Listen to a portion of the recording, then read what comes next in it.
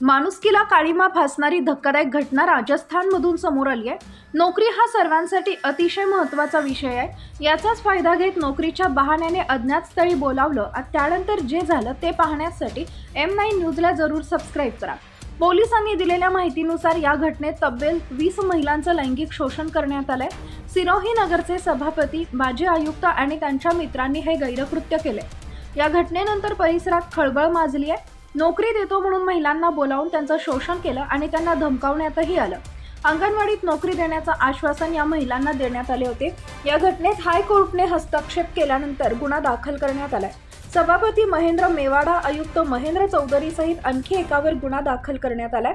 पीडित महिला समोर आल्या असून आपल्या नोकरी देण्यात येणार होती असं त्यांनी सांगितलंय।